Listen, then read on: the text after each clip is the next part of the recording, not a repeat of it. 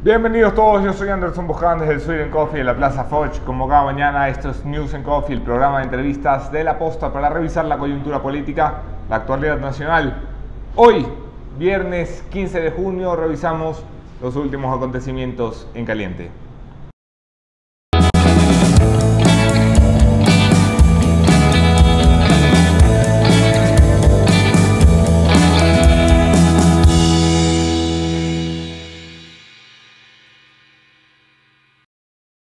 El expresidente Rafael Correa tiene la vía libre para ser vinculado por la justicia ecuatoriana en el caso de secuestro de Fernando Balda, donde se presume un crimen de Estado con complicidad de la cúpula de seguridad de este país.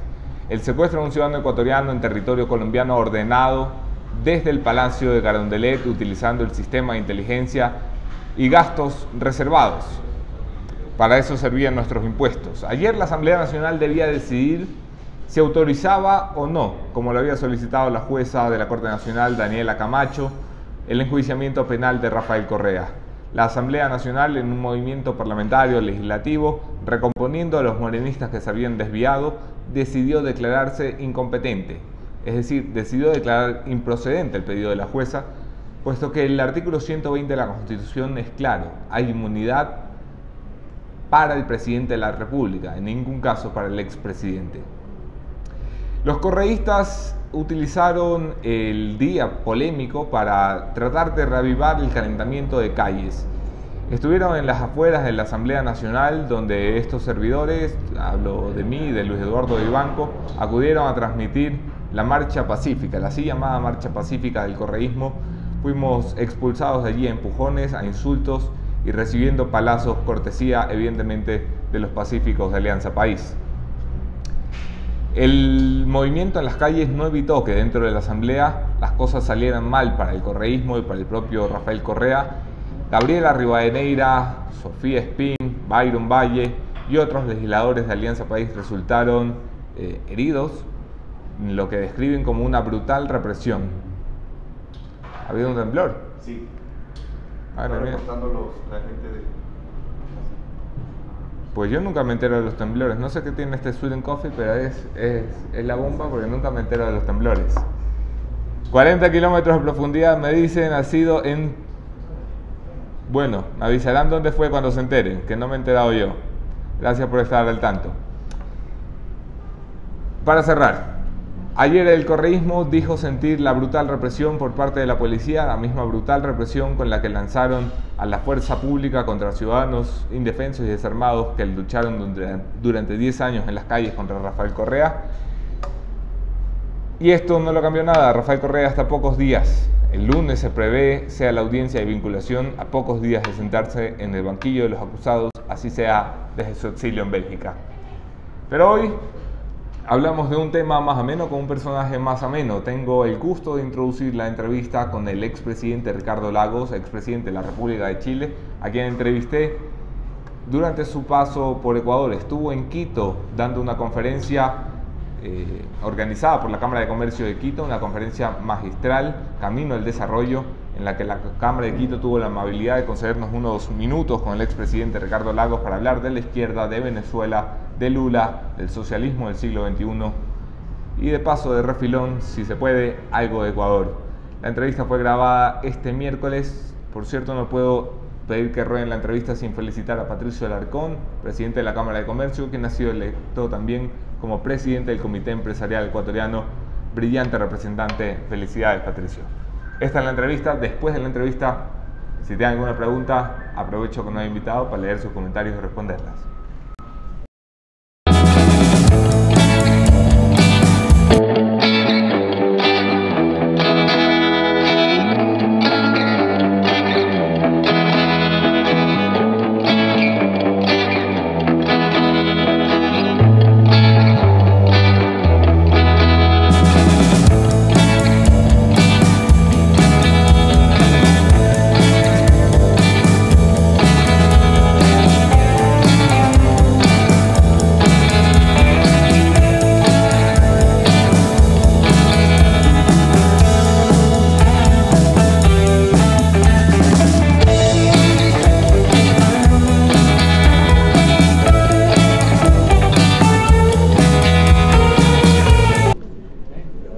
Gracias por acompañarnos esta mañana. Nos congratulamos en presentar esta mañana al presidente Ricardo Lagos, expresidente de la República de Chile entre 2000 y 2006.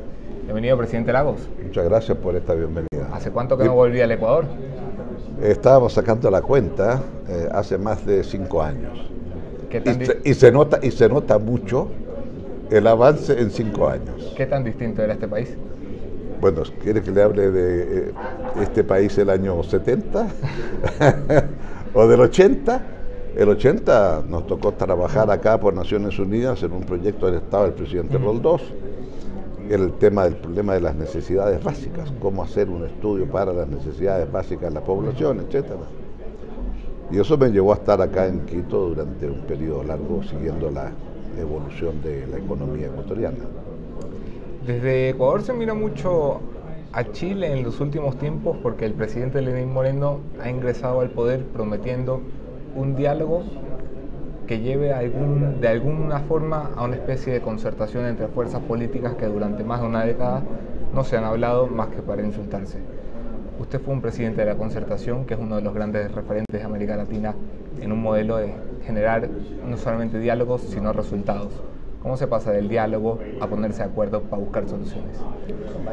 Bueno, yo creo que lo importante es entender primero que todo país tiene que tener una cierta estrategia de largo plazo. En cada momento de la historia, no digo ahora en que el cambio es tan radical, ¿verdad? En el mundo me refiero. El cambio tecnológico, el cambio en la rapidez de las comunicaciones, el cambio del nuevo sistema laboral que va a emerger. No le quepa duda que nuestras siguientes generaciones van a trabajar de lunes a jueves, no de lunes a viernes. Antes se trabajaba de lunes a sábado. ¿Por qué nací yo en esta época? Claro, exactamente. Entonces aquí va a haber un cambio muy grande. ¿Y cómo nos ponemos de acuerdo? ¿Cómo tenemos un país para eso? Porque todos queremos prácticamente lo mismo. Y lo importante es definir una línea gruesa en la cual todos concordamos. Puede haber ciertos temas en que uno quiere hacer un ajuste aquí o un ajuste acá, pero que se requiere tener, desde el punto de vista democrático, algún mecanismo institucional para escuchar a la gente. Pero de todas formas no llegan ustedes a la concertación por casualidad, llegan porque el país, en términos democráticos, había llegado a condiciones al límite, más allá del límite. Bueno, a ver, la concertación, su origen es una concertación de partidos por el no, para decirle no a Pinochet. Por la democracia. En su plebiscito. Y esto fue una discusión también en la oposición, porque otros pensaban que la única forma de echar a un dictador era con las balas, con la fuerza. Y bueno, ese fue un debate muy grande, muy intenso, y al final todos entraron, incluido el Partido Comunista, a entender que, bueno, si Pinochet para seguir tenía que ganar un plebiscito, mi argumento era, nos podemos preparar para ganar el plebiscito. Si tenemos apoderados en cada mesa, iban a ser 36.000 mesas a lo largo de Chile. Implicaba formar 36.000 apoderados. Los partidos de oposición que surgieron allí, creamos más de 36, llegamos a cerca de 65.000 apoderados en todo Chile. Madre mía. Y claro, fue posible hacerlo. Hubo una gran tensión esa noche, pero lo importante es que después de eso viene la otra etapa, porque es muy fácil ponerse de acuerdo para decir no, a este tío no lo quiero. Lo difícil es saber qué hacer después. Después venía después, ¿no? Y ahí yo creo también son momentos en los cuales se requiere cierta generosidad, poner el interés del país por delante. Yo fui en un momento dado muy activo y aparecí como el gran enemigo de los militares chilenos. Y por lo tanto, después del triunfo del no, frente al tema presidencial, bueno, me quedó muy claro que mi nombre no podía estar, porque mi nombre ponía en peligro lo avanzado. Y claro, el partido mío quería proclamarme y yo dije no, por ningún motivo. Y se esperó 20 años. 10. 10 años. En nuestros países se le exige siempre a los gobiernos y todo el mundo sabe en qué fracasan los gobiernos y en qué tienen éxito. Pocas y raras veces se le exige a la oposición resultados.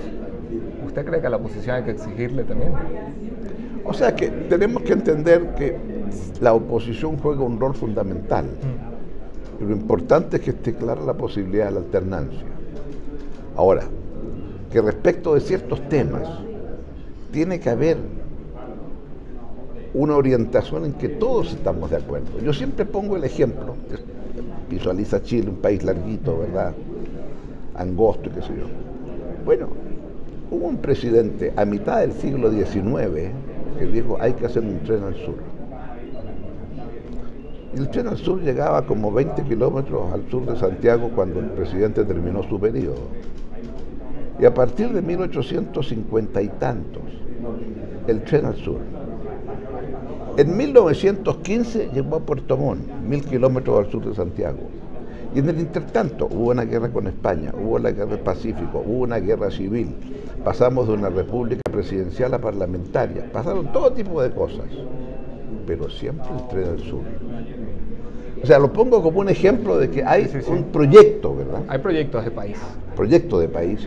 Entonces, independiente de lo que pasaba, continuaba el tren al sur, ¿no? Y claro, un ministro de Obras Públicas, el primero, Balmaceda, después fue presidente de Chile, lo cual cuando yo fui ministro de Obras Públicas me pareció muy importante lo de Balmaceda, ¿no? Y bueno, él dejó el tren al sur en Temuco. La izquierda en América Latina se divide en dos por los medios de comunicación o por lo que uno puede analizar, la izquierda buena y la izquierda mala. Y comienzo por esta última porque ha sido usted un seguidor de la política venezolana, de la crisis interna de ese país, y en los últimos tiempos, después de la elección que religió Nicolás Maduro, se refirió usted a esa elección como una farsa. Quiero dos cosas. ¿Venezuela sigue siendo una democracia? Y segundo, ¿alguna vez el chavismo fue de izquierda? A ver, voy a comenzar por lo segundo. Mucha gente me pregunta, me tocó a mí mis 6 años gobernar con el presidente Chávez, presidente en Venezuela. Y muchos me dicen, ¿y qué opina usted de Chávez? Y yo les digo, ¿qué Chávez? ¿El de $20 el barril de petróleo o el de $60 el barril de petróleo? Porque efectivamente uno puede ver, al comienzo el presidente Chávez estaba consciente de lo que estaba ocurriendo. Recuerdo que en muchas reuniones se planteaba que su ejemplo era Cardoso. Sí. Y después fue cambiando, ¿verdad? Y por otra parte también recuerdo más de una ocasión el presidente Lula decirle a Chávez, Chávez, que Lagos te aconseje porque ese sabe más que tú y que yo. Y bueno, las cosas fueron evolucionando en otro sentido y yo veía que, claro, él tenía un gran carisma. Y una gran chequera, ¿no? Bueno, es que eso era. Yo le dije una vez, mira, Hugo, ¿sabes la diferencia entre tú y yo? Tú andas con una chequera resolviendo los problemas y yo no tengo chequera porque no tengo plata en el banco. Tengo primero que crecer. Y una vez que cuando yo crezco 5%, estoy muy contento y veo cuánto de ese 5% puedo hacer un cheque. Pero no puede ser todo por el 5%, porque hay que invertir. Evidentemente. Entonces, ¿cómo yo gobernar, le dije una vez, es como andar por un precipicio? Si me apego mucho al cerro, voy a chocar. Si me apego mucho a la orilla, me puedo desbarrancar. Esto es lo mismo. Si todo lo que creces lo distribuyes, bueno, de repente vas a dejar de crecer. Y si todo lo que tienes lo inviertes, te van a hacer una revolución porque no están presentes. Entonces, gobernar es cómo seres capaces de entender que tengo que distribuir para seguir creciendo. Pero para seguir creciendo tengo que distribuir. Y el cuánto de uno y otro es la clave. Entonces, efectivamente, el presidente Chávez, cuando tenía esa gran chequera, las cosas iban muy bien para él. Pero claro, no siempre existe la chequera. Y lo que ha ocurrido después es una caricatura. Y lamentablemente lo que hay hoy día es un gran drama humanitario de una ciudadanía que está muriendo de hambre. ¿Le parece democrático ese país?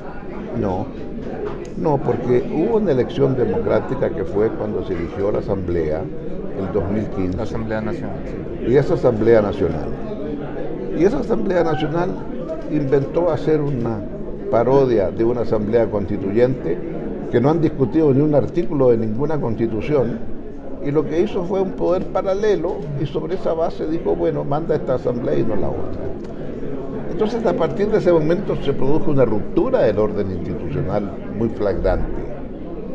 Y entonces, lo que antes podíamos discutir dejó de ser discutible. Y creo que si usted es de izquierdas o de derechas, todos sabemos lo que significa un sistema democrático. Podemos tener más grados de libertad o menos, podemos decir que la prensa está en manos de estos o de aquellos, pero por favor... Pero hay reglas mínimas que cumplir, ¿no? Claro, por supuesto. Yo me reuní con Enrique Capriles Radonsky hacia finales del 16, inicios del 17, cuando se veía en Venezuela todavía posibilidades de diálogo. Decía Capriles Radonsky que a él le gustaría que en lugar de Zapatero estuviera Ricardo Lagos. ¿Cree usted que todavía es una situación política que permita una salida por la vía del diálogo? Desgraciadamente creo que a estas alturas eso es muy difícil. Y es muy difícil porque, bueno, él hizo una elección presidencial en contra prácticamente de la mayoría de los gobiernos latinoamericanos, que le decía, eso no va a ser realista. Lo que usted ha visto ahora en la OEA es una confirmación de lo que le digo. Entonces, el drama es cómo se busca una salida. Y creo que hay que buscarlo por temas como la justicia transicional de Colombia. Porque ahí yo creo que hay crecientemente... No dialogar para buscar una solución, sino negociar para buscar una salida. Claro. Antes de cerrar el tema de Venezuela, en el que su país, por cierto, ha sido una voz cantante, aunque usted ha criticado que no es una postura lo suficientemente firme meses atrás, no ahora. ¿Qué opina de países de la región que prefieren enterrar la cabeza y no tomar posturas ni a favor ni en contra de Venezuela, que prefieren mantenerse equidistantes? Bueno, yo entiendo que haya países que tienen razones de otra índole para tomar esa decisión. Hay países que tienen gratitud porque durante mucho tiempo han recibido petróleo en condiciones favorables. O sea, hay razones, alguien diría, de Estado, ¿verdad? Y en ese sentido a mí no me gusta interferir en las decisiones de otros países, porque ¿quién es uno para andar ahí dando lecciones de cómo tienen que hacerse, ¿no? No tengo ninguna autoridad en ese sentido. Puedo comprenderlo, pero también creo que es muy importante entender que en el mundo hoy hay que andar con credenciales democráticas, eso no es muy difícil. Así como en el mundo hoy hay que andar con credenciales de qué está haciendo en materia de cambio climático.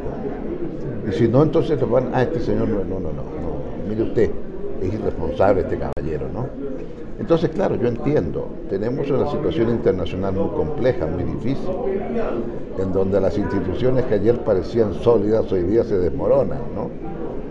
Pero más allá de aquello, yo creo que con mayor razón nosotros latinoamericanos tendríamos que intentar hablar con una sola voz en estos grandes temas. Con la misma firmeza con la que ha condenado los excesos en Venezuela, se ha puesto del lado de la duda en el caso de la condena contra Luis Ignacio Lula da Silva en el Brasil, diciendo que no es una buena noticia para la democracia. ¿A qué se refería? ¿A que Lula esté preso o a que las instituciones dejen sombras de duda en su accionar? Yo creo que el tema de la corrupción es un tema que nos está haciendo un tremendo daño en América Latina. Y todos hemos visto las situaciones que hay en distintos países. Y eso implica entonces que se pierde confianza en las instituciones políticas. Dicho esto, creo que en el caso del presidente Lula, cuando las votaciones son tan estrechas y cuando él sigue tan alto en las encuestas, y cuando la forma en que fue destituida la presidenta Rousseff, en que todos están de acuerdo que allí no hay ni una sombra de corrupción, pero se buscó lo que ella hizo respecto de una disposición presupuestaria que no tiene nada que ver con el enriquecimiento ni mucho menos. La justificación política. Claro. Y en consecuencia, A rato surge la duda legítima para muchos de decir, se está utilizando el Poder Judicial porque no es posible ganar con los votos. Y creo entonces que el caso Lula puede ser un caso emblemáticamente muy complejo para la construcción del futuro de Brasil. Porque si un tercio, una cuarta parte de la población sienten que su candidato injustamente, si alguien me dice a mí que Lula se ha enriquecido, me cuesta imaginarlo por lo que uno ha conocido de este hombre. Le pregunté una vez, ¿qué vas a hacer después que seas presidente? Me dijo, bueno, yo no tengo títulos para andar haciendo clases por el mundo. Me gustaría volver al sindicato metalúrgico a tomarme una cerveza con mis compañeros y que me reciban como compañero.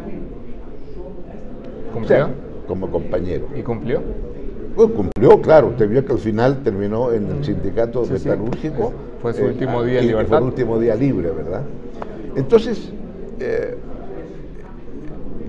yo creo que lo que está ocurriendo en Brasil es muy lamentable, porque va a generar una sombra de duda sobre los sistemas institucionales. Es una sombra de duda de la que se agarran ahora otros políticos, coincidencialmente también de izquierda, porque el péndulo estaba hacia ese lado de la corriente ideológica en América Latina, como los Kirchner, o aquí en Ecuador esta semana la Fiscalía ha vinculado un proceso a Rafael Correa, y hay una palabra que se utiliza que es el lawfare, ¿no? Que es la judicialización de la política, la creación de frames, de cuadros, de marcos para perseguir a políticos. ¿Usted cree que es coincidencia que en el club del socialismo del siglo XXI todos hayan tenido más o menos que terminar delante de los tribunales?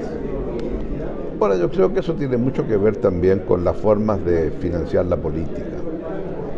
Y creo que ahí lo que ha faltado en su momento es la suficiente fuerza política y moral para decir la política tiene que ser financiada democráticamente para emparejar la cancha desde el punto de vista del poder económico. Ya lo decía Aristóteles, ¿verdad? La plutocracia sería el gobierno de los ricos. Y entonces, claro, usted no quisiera que a partir de esto hubiera una orientación en ese sentido. Y claro, sobre pretexto de buscar recursos para la próxima campaña, probablemente en muchos lugares se han hecho cosas ilícitas. En mi país se ha hecho, por cierto, y ha producido un gran escándalo. Y por eso yo creo que el primer desafío que tenemos latinoamericanos es cómo somos capaces de recuperar confianza y credibilidad. Y ese me parece que, bueno, me gustaría conversar un poquito más sobre eso. Le decía usted a la tercera de Chile, me duele que digan que no soy socialista. ¿Qué es un socialista en 2018? Bueno, es que el socialista del 2018 tiene que entender cuánto cambió el mundo. La globalización cambió. El salto de una época a otra no es que es una época de cambios, este es un cambio epocal.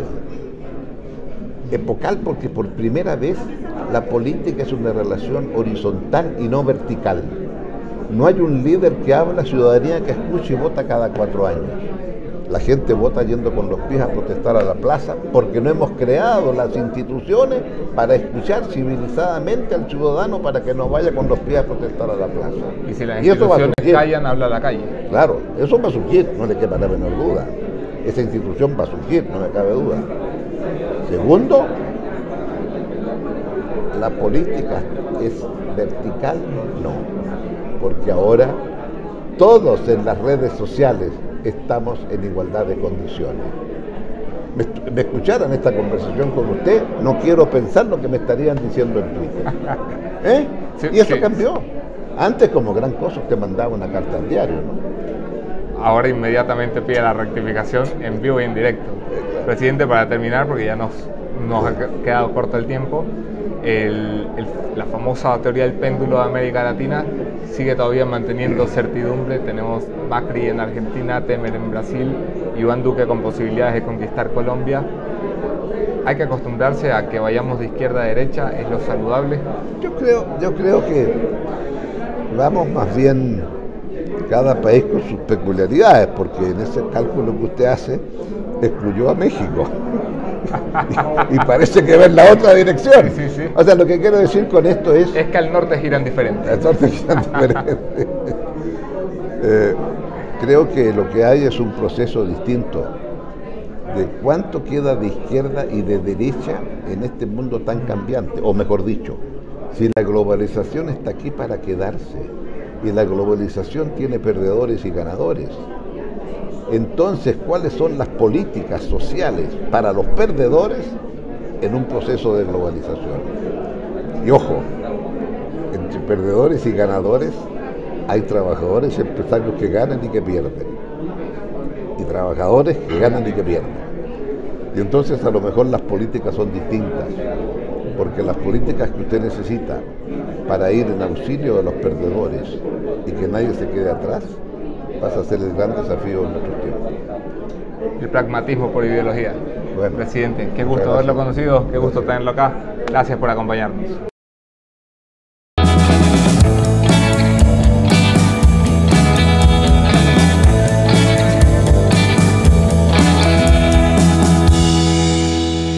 Esa fue mi entrevista con el presidente Lagos, presidente de la República de Chile entre 2000 y 2006.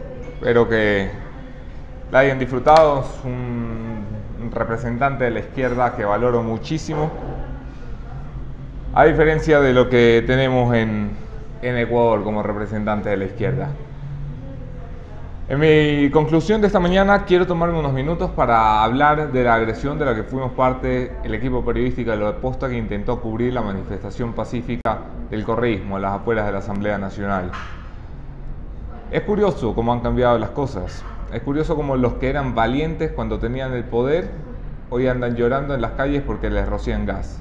Es curioso cómo cuando eran valientes, cuando mandaban a la fuerza pública a arrastrar ciudadanos, hoy andan llorando porque les ponen un escudo policial. Es curioso cómo cuando se sentían valientes cercando la Plaza Grande para que solamente ellos pudieran protestar allí al frente, hoy dicen que no los dejan acercarse a las instituciones.